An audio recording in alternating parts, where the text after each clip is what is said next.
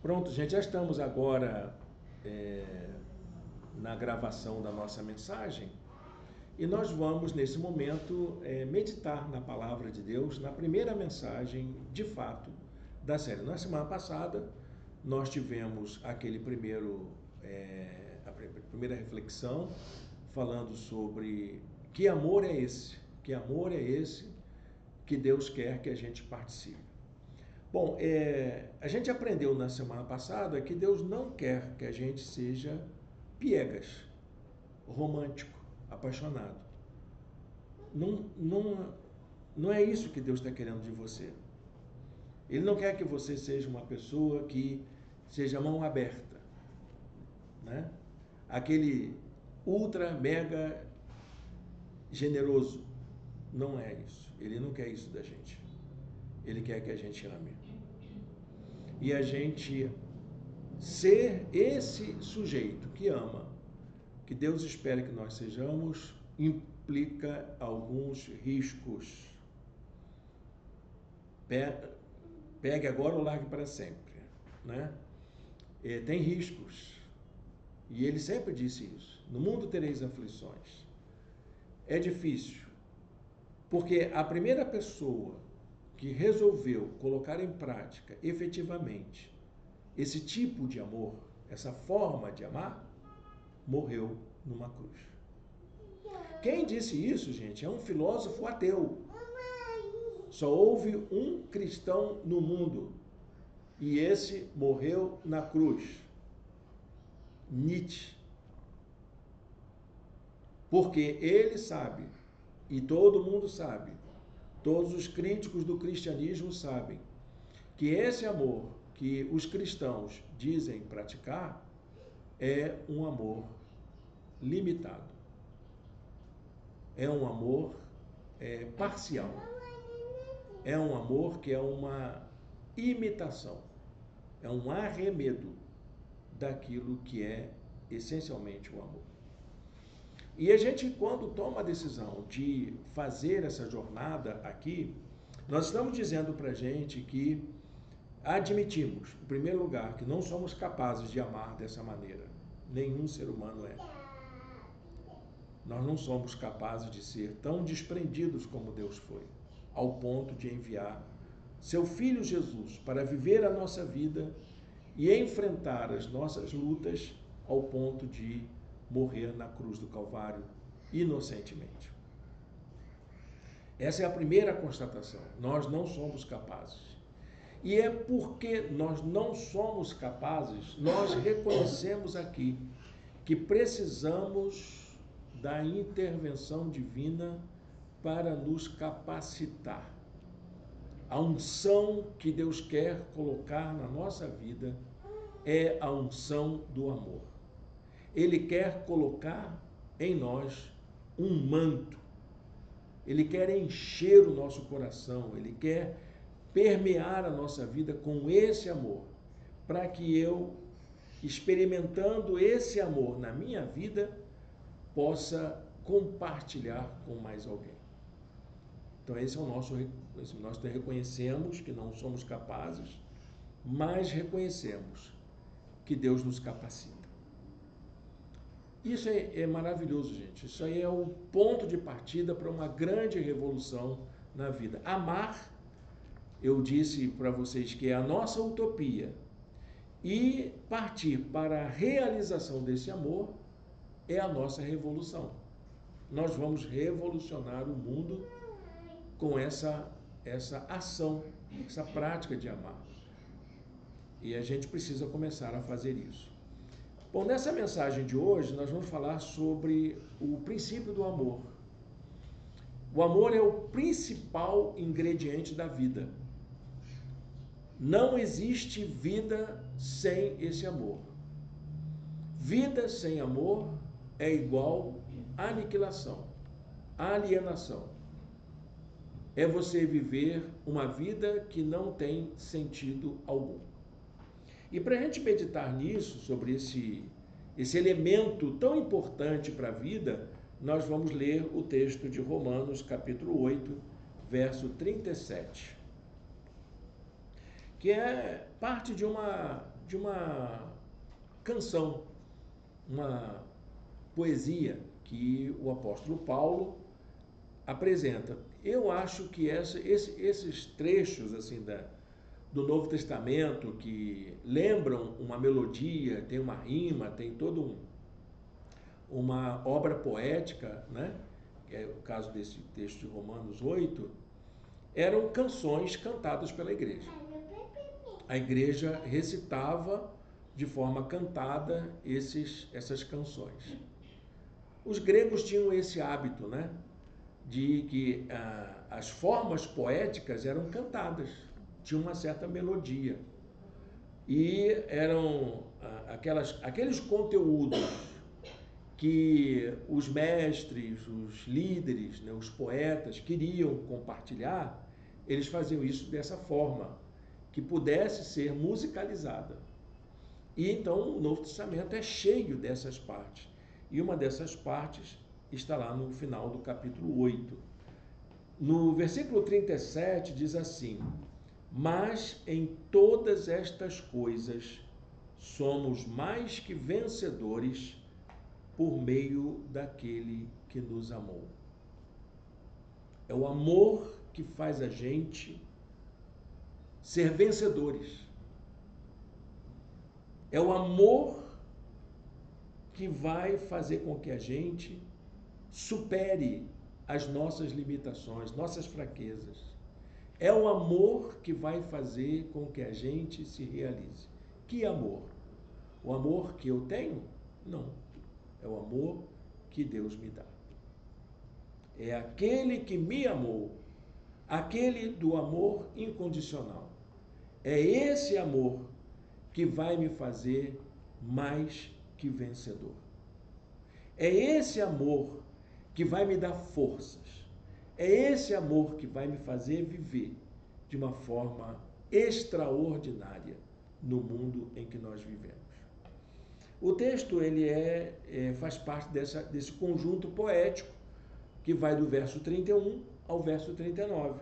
Então, essa poesia maravilhosa, né, que muitas vezes já recitamos, né, e eu me lembro do sepultamento de Ayrton Senna, que foi recitado exatamente esse texto de Romanos, capítulo 8, versos 31. Um texto que faz a gente pensar, o que eu estou fazendo da minha vida? Que vida é essa que eu tenho, onde esse amor continua fazendo falta?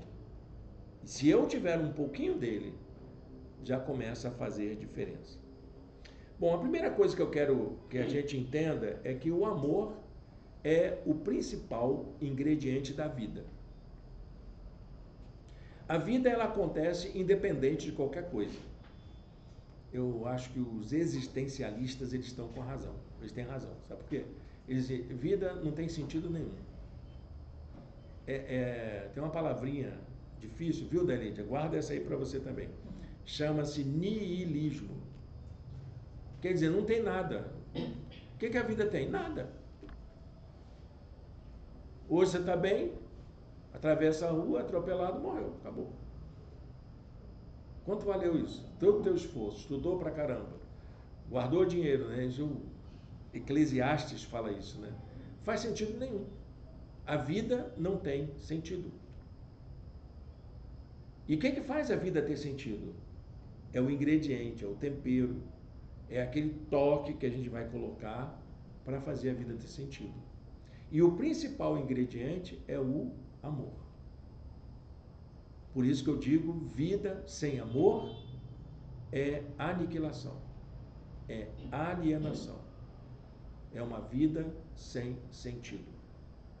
É através do amor que chegamos a Deus, porque Deus colocou o seu amor como esse ponto de contato entre a gente.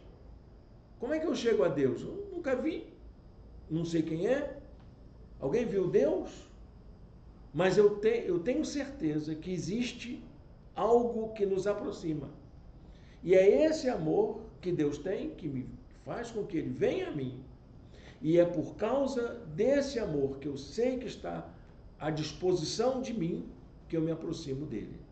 Então é através do amor que chegamos a Deus e é também por causa desse mesmo amor que ele vem a nós.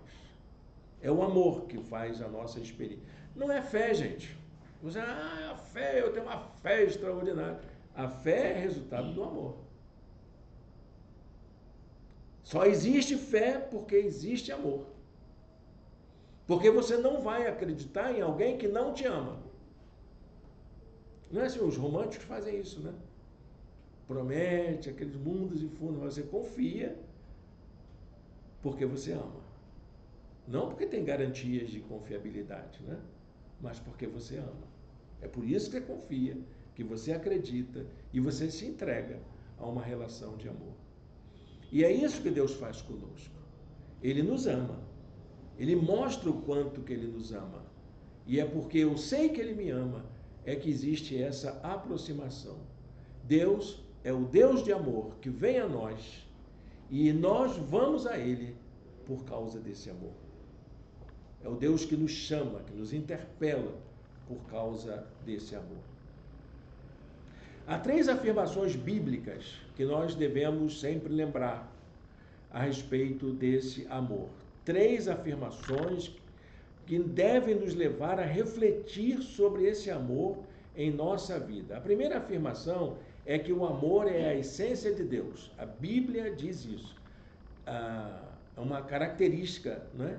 A Bíblia não dá um nome para Deus. É Jeová, é Yahvé, é Elohim. Não, não tem um nome. A gente atribui um nome. Mas o nome que Deus diz, eu sou o que eu sou. Eu não preciso de um nome para existir, disse Deus a Moisés. Mas a Bíblia chama Deus pelo que ele é. O que ele é? Ele é amor.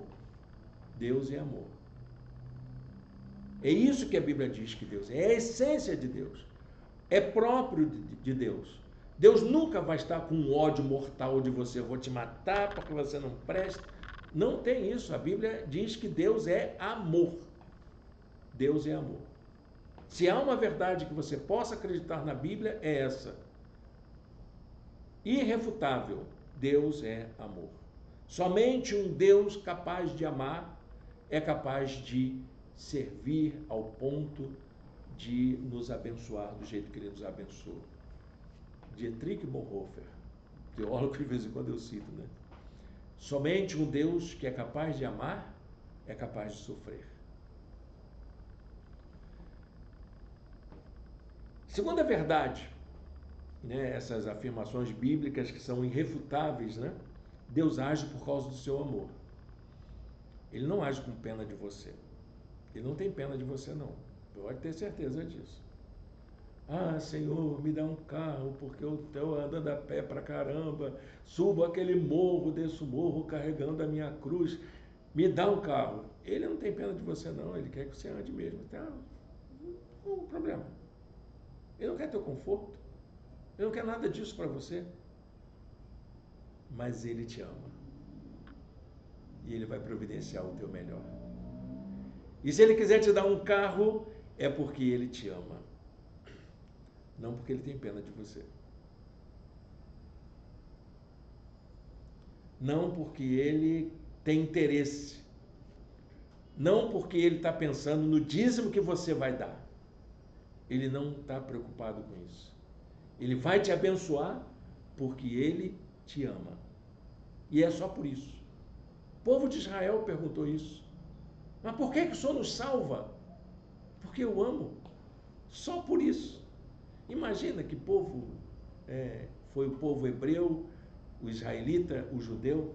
Quantas vidas e vindas. Quantas coisas que eles sofreram e que fizeram os outros sofrer. Por que Deus escolheu exatamente esse povo tão contumaz, tão rebelde? Isso eram as questões que eram levantadas no tempo de Moisés ainda. Por que eu fiz isso? Porque eu te amo. Disse isso para Moisés e disse isso por Isaías. Você é meu. Mas não porque você é bom, porque você é perfeito, porque você é lindo. Não, os gregos tinham esses conceitos, né? Do belo, do rico e do forte. Eu, como não tenho as três coisas, eu estaria lascado, né? Deus não escolhe a gente porque a gente é belo, rico ou forte. Ele escolhe a gente porque Ele nos ama. É por isso que você está aqui hoje. É por isso que as pessoas estão nos ouvindo hoje. É porque Deus nos ama. Deus age em todas as coisas para o bem daqueles que o amam. É só por isso. A relação que existe entre a gente e Deus é só por causa do amor. Nada mais, nada menos. Fizemos nossos pedidos de oração, vários motivos de saúde. Por que que eu deveria pedir cura para Deus? Somente por causa do amor que Ele tem. Não por mim, só, mas pela humanidade toda, pelas pessoas, pela minha família, pelas pessoas que convivem com a gente, pela nossa igreja, por todo mundo com quem a gente anda. É só por causa desse amor. E a terceira afirmação que a gente precisa levar em conta é que esse amor de Deus é real, é de verdade. Não é um amor fingido. Não é aquele amor que acaba. Eu me lembro que alguém ligou para mim, estava se separando. Aí, pastor, o amor acaba? Eu disse, não, o amor não acaba. Mas o amor humano muda. Se transforma. Ele ganha novos contornos. Você não deixa de amar, mas ele ganha novos contornos. Então, por que a Bíblia diz que o amor não acaba? Porque o amor de Deus não acaba. Ele não está falando assim, o eros acaba. Ele está falando, o ágape não acaba. Esse não acaba, não. Ele sempre está valendo. Ele sempre está em vigor. Ele sempre está sendo colocado para nós como condição. E aí vem a palavra de Deus e diz, Deus mostra o seu amor por nós. Como que Ele nos amou tanto assim? A maior prova do amor de Deus é o fato de que o Filho unigênito dele morreu em nosso favor, quando ainda éramos pecadores, não quando você resolveu os seus problemas. Deus não espera que você resolva a sua vida para Ele te amar depois. Ele ama a gente do jeito que é, com todos os meus pecados, do jeito que eu sou. Ele nem exige da gente que a gente faça qualquer coisa para Ele amar mais ou amar menos. Ele nos ama do jeito que somos. E é por causa do jeito que somos que Ele mandou a redenção através do seu Filho Jesus. É um amor estranho mesmo, né? É um amor muito louco. Esse amor a gente não tem mesmo não, tá, gente? Nem se culpe por isso, não se sinta inferior. Nenhum ser humano tem esse amor. Mas Jesus nos chama para experimentar e crescer nesse amor. Esse amor verdadeiro, né, mostra pra gente que onde há amor, há vida. Onde há amor, há esperança. Onde há amor, há dignidade, respeito à condição humana. Onde há amor, há confiança.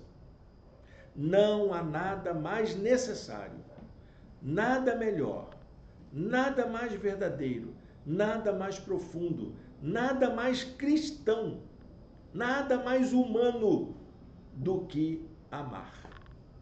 Santo Agostinho dizia que o amor deve vir primeiro. Santo Agostinho, século IV da era cristã. Ele dizia assim, ama e faz o que quiseres. Se calares, calarás com amor. Se gritares, gritarás com amor. Se corrigires, corrigirás com amor. Se perdoares, perdoarás com amor. Se tiveres o amor enraizado em ti, nenhuma coisa, senão o amor, serão os teus frutos. Santo Agostinho. Então, esse texto de Romanos 8, de 31 a 39, é essa poesia que leva a gente a pensar nisso. Que amor é esse?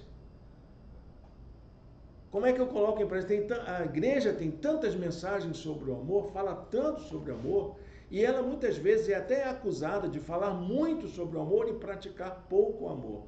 Como que a gente pode fazer com que esse amor se transforme em prática? E a igreja primitiva, ela cantava. Porque o amor que eu preciso ter, que eu careço, que está me fazendo falta, não é esse amor melífluo, romântico, piegas, que a gente diz ter. É esse amor de Deus. É esse amor que me aceita como eu sou, que me acolhe. Então, a igreja falava isso através de um canto, que era o canto de exaltação ao amor. Esse canto aqui. Tem 1 Coríntios 13 também. Mas esse canto é o canto que eu entendo que resumia claramente que amor é esse, que eu sinto tanta falta, que eu preciso tanto e que é o ingrediente principal da minha vida. É um hino que declara a vitória do amor sobre as forças que tentam destruir a vida. Por isso que ele acrescenta: se Deus é por nós, quem será contra nós?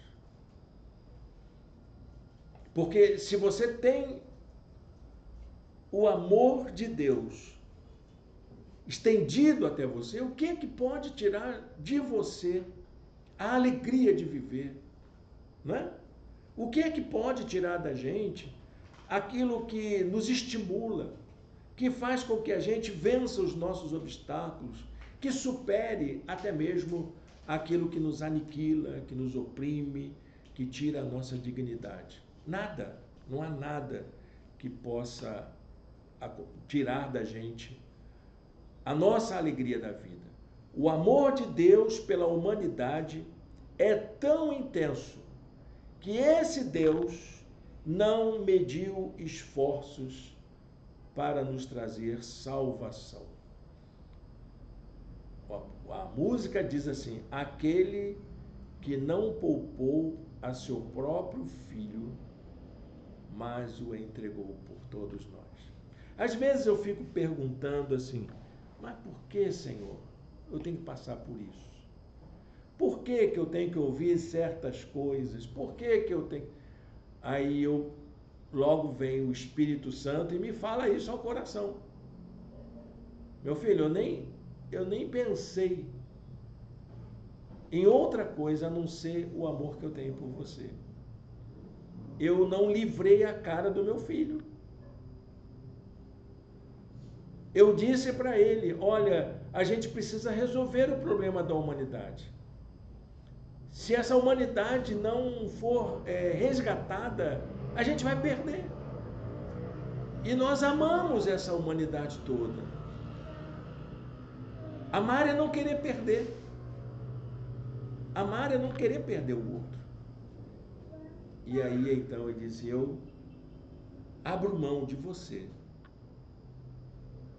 para que aqueles a quem eu amo tanto não se percam. Deus sabe quais são as nossas dores. Ele sabe quais são os nossos sofrimentos. Ele sabe as razões pelas quais a gente chora às escondidas. Ele sabe também quais são as causas de nossa perdição. Ele sabe como que nos perdemos de nós mesmos. Ele sabe disso. Ele conhece nossos conflitos, ele conhece nossas tragédias, ele conhece as violências que sofremos, ele sabe até mesmo o estado de abandono que a gente se sente, nada disso passa despercebido desse cuidado amoroso de Deus por nós. A ação de Deus é sempre amorosa. E por causa disso, ela nos oferece segurança, ela nos dá força, nos dá coragem e nos dá esperança nas horas de maior aflição. E o apóstolo Paulo, nessa canção, ele apresenta de uma forma bastante cuidadosa como que esse amor divino age sobre a nossa vida. Esse hino que ele entoa em gratidão a Deus pela forma com que ele tem cuidado na nossa própria vida, mostra o quanto Deus é capaz de agir por causa do seu amor. A vida do apóstolo Paulo era um testemunho vivo do que o amor de Deus é capaz de fazer para sustentar alguém a quem ele ama. Era o apóstolo Paulo.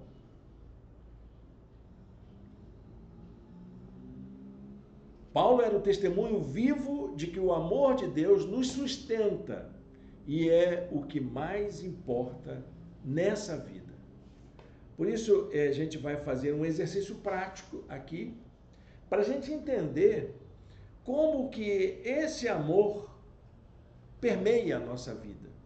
Como que esse amor pode estar presente na vida da gente para trazer as bênçãos de que nós precisamos para sermos as pessoas que Deus gostaria que nós fôssemos. A primeira consideração é o fato de que esse amor é o que nos mobiliza a ter uma vida intensa. Vida cristã é vivida em intensidade. Ela não é vivida na mesmice. Ela não é vivida na mediocridade, na vida mediana. Ela não é isso. Vida cristã é vida sob risco o tempo todo. É você encarar os problemas de frente. Onde há injustiça, que você seja o canal de justiça. Onde há desamor, que você seja o canal de amor. Onde há desesperança, que você seja o canal de esperança. O que somos capazes de fazer por amor? O que eu seria capaz de fazer por amor? O Senhor diz para Paulo: eu fui capaz de abrir mão do meu filho. O amor nos atrai para Deus de tal modo que somos encorajados a colocar a nossa vida toda a serviço do reino de Deus, tal como Deus decidiu colocar o seu filho a serviço do seu reino. Quando descobrimos o que Deus fez por nós para demonstrar o seu amor, todo o nosso esforço em servir, adorar, consagrar a nossa vida e consagrar tudo que temos a Ele, acaba se tornando pequenininho. O que você é capaz de fazer pelo amor que Deus tem colocado na sua vida?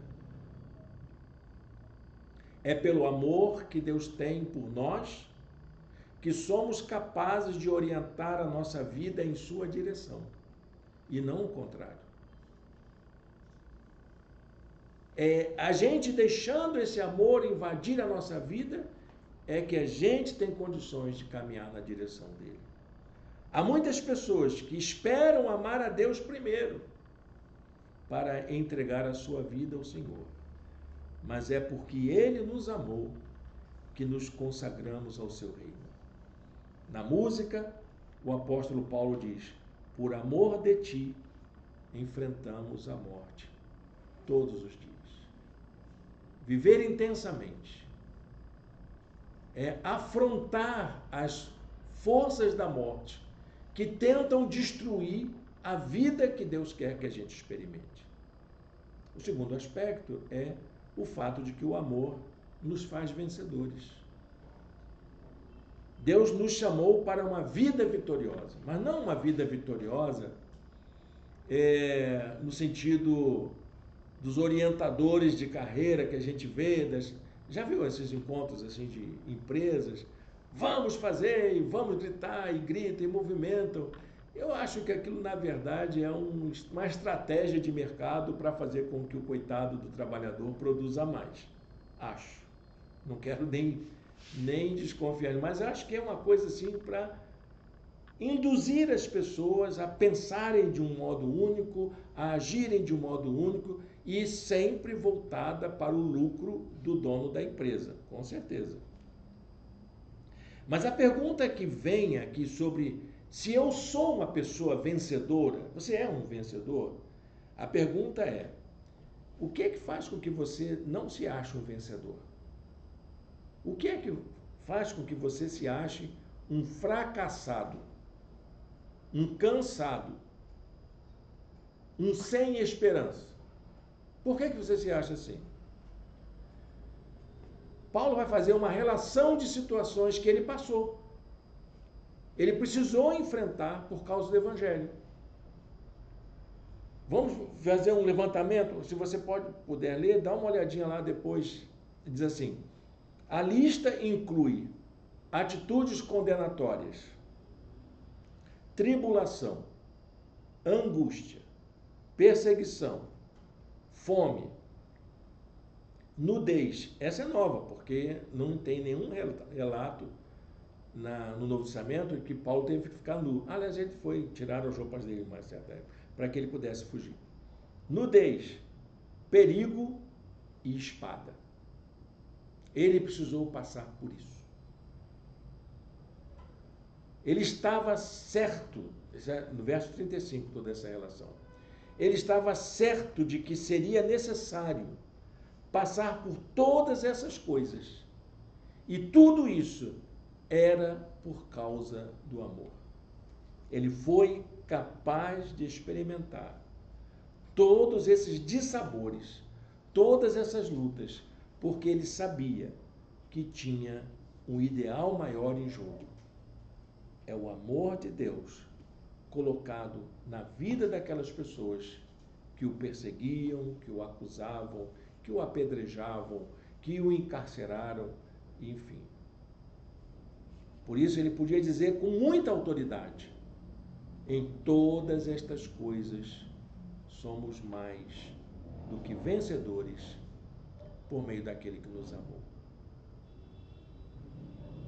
Eu não venci as cadeias por causa da minha força. Enquanto eu estava lá encarcerado junto com Silas, naquela masmorra, eu cantava porque eu sabia que ali era o amor de Deus colocado em prática por pessoas que não merecem ser amadas. Quando eu tive que ser tirado de uma cidade, num cesto, ele desceu num cesto, eu estava ali entendendo que era o amor de Deus por aquelas pessoas que não mereciam ser amadas. Quando eu fui a Jerusalém e fui preso, acusado injustamente, levado para uma cadeia como um criminoso, eu fui porque eu sabia que havia um amor maior em jogo. O amor por gente que, se eu olhar humanamente falando, não merece ser amada. E é por isso que eu sou um vencedor.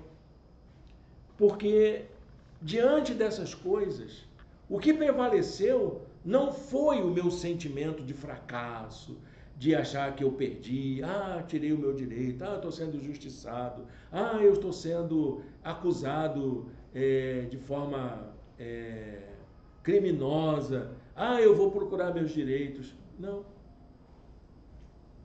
Eu entendi que o que está em jogo é o quanto eu sou capaz de amar. E é por isso que eu sou um vencedor. Nada disso diminuiu o amor que Deus tem, nem por mim, nem por essas pessoas. Nada diminuiu o amor de Deus pela humanidade. E em terceiro lugar, uma coisa que eu preciso entender é que o amor nos aproxima uns dos outros. É esse amor divino, esse amor louco, esse amor que eu não entendo, é que faz com que a gente se aproxime. Não o amor que eu tenho. A gente não está junto aqui porque a gente se ama. A gente está junto porque tem um Deus que nos ama. É por isso que existe igreja. Me lembro de um missionário que veio fazer campanha de missões em nossa igreja. E ele começou falando uma coisa que deu vontade de fazer. Ele fica quieto. Ele começou a falar mal da igreja.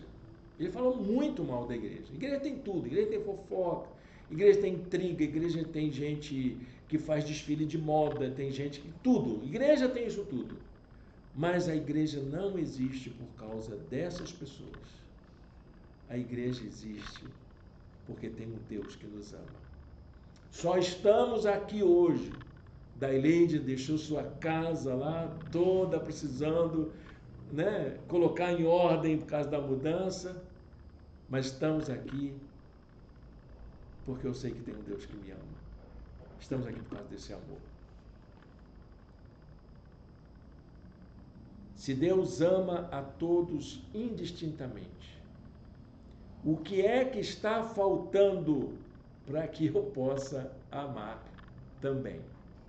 Uma pergunta para a gente pensar. O que me separa de uma vida desfrutada em amor com todos e todas a quem Deus ama? Se Deus ama aquele sujeito, por que eu não consigo amar? Né? Não vou falar o nome, mas alguém já me disse assim, como é que eu vou amar alguém que me faz mal, que me agride, alguém que me violenta? Como é que eu vou amar? Eu não consigo, eu também não. Como que eu vou amar? O que é que falta em mim para eu ter esse amor? Porque eu sei que Deus ama. Eu não consigo, mas Deus ama. Parece esquisito, mas Deus ama. Deus ama a cada criatura. Deus ama a cada pessoa, mesmo a mais hedionda, em termos de violência. Por incrível que pareça. Toda pessoa que acolheu a proposta de amor do Senhor, isso é nosso. Tem ninguém que escapa disso. Enfrenta uma grande luta para vencer essas forças que tentam destruir o amor. Uma vez alguém perguntou, mas gente, por que existe gente chata no mundo? Por que existe gente chata? Nossas psicólogas aqui, sabe? Já estudou isso na faculdade? Não. Por que existe gente chata no mundo? A Bíblia tem uma resposta. Para que a gente aprenda a amar. Por que eu tenho aquele cunhado que pega no meu pé, aquela prima, aquele primo, aquela tia? Por que eu tenho aquela irmã, aquele irmão que é realmente alguém que me perturba, aquele vizinho que me atazana? Por que eu tenho isso? Para que a gente aprenda a amar. Não tem outra explicação não, tá, gente? Desculpem. É o nosso grande desafio. Todos nós enfrentamos isso. De vencer as forças da maldade que procuram confundir esse projeto amoroso de Deus. De tirar a gente dessa proposta divina de salvar a humanidade pelo amor. O amor de Deus renova a vida diante da morte. Vence as potestades do mal. Está lá na Bíblia. O amor de Deus renova a vida diante da morte. Vence as potestades do mal. Derrota as forças dominantes da opressão. Fortalece diante do medo do futuro. Ajuda a superar os maiores obstáculos e as maiores barreiras. Encoraja diante de qualquer ameaça. Por isso, a música encerra dizendo assim: nada, nenhuma dessas coisas será capaz de nos separar do amor de Deus que está em Cristo Jesus, nosso Senhor. Eu tenho um vizinho que me perturba, mas não é ele que vai tirar o amor que Deus tem por nós, por mim e por ele. Eu vivo num regime de opressão, mas não é isso que vai destruir o projeto de amor de Deus. Para a gente concluir essa palavra, né? Nada será capaz. O nada é em substituição a tudo que está no verso anterior, 38 e 39. Para a gente concluir essa palavra, pensa no seguinte. Nós começamos dizendo que o amor é o ingrediente principal da vida. Tudo começa com o amor. A vida cristã está imersa numa grande batalha. Muitos tratam isso como batalha espiritual. Não é. É batalha humana. É a gente lutando, resistindo a esse chamado de amor, que vai contra tudo aquilo que a gente aprendeu na vida toda. Eu sou chamado a mudar totalmente a minha posição. E é um campo de conflito mesmo, uma luta constante para eu deixar o meu eu, aquilo que eu acho que é verdade, para entrar nesse universo do amor de Deus. Temos a consciência de que a vitória nessa luta, nesse campo de batalha, pode ter certeza, toda vez que eu leio alguém falando de batalha espiritual, diz que o diabo tem força. Não sei. Tem força não, gente. É a gente que é resistente mesmo. O bloqueio somos nós.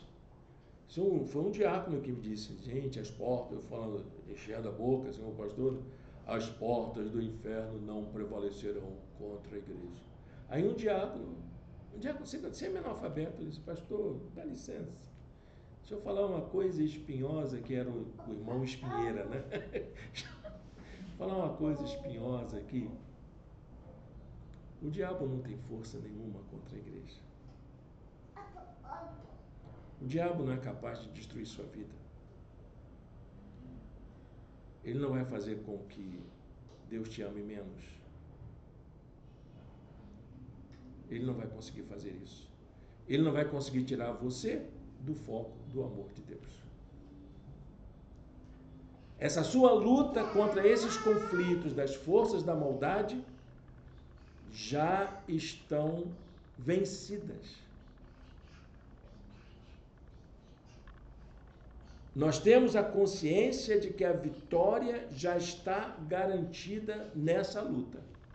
Nós já entramos nela como vencedores. Eu escutei isso quando entrei no seminário. Aí foi a primeira capela que eu fui. Era o pastor Ronald Rutter, deão do seminário. E eu estava numa pior. Eu não tinha dinheiro para voltar no dia seguinte. Não tinha dinheiro para passagem. Morava em Nova Iguaçu, estudava na Tijuca. Não tinha dinheiro para voltar.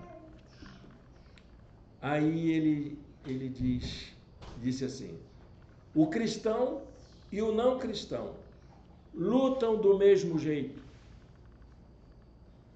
só que com uma diferença. A luta do cristão já é marcada pela vitória. Aí eu, glória, vamos nessa. Amanhã todos vão estar aqui, hein? E foi assim durante todos os 4 anos. A luta do cristão já é marcada pela vitória. Não se trata aqui, gente, de a gente aguardar uma vitória futura, distante. Mas é ser vencedor já em meio aos nossos conflitos. A gente olhar para as nossas lutas, para as nossas dores, sabendo que não é aquilo que vai nos aniquilar. A razão disso é o amor de Deus, que em Cristo venceu definitivamente todos os poderes da injustiça, da maldade, da opressão, da destituição da dignidade da vida. Ele enfrentou e venceu.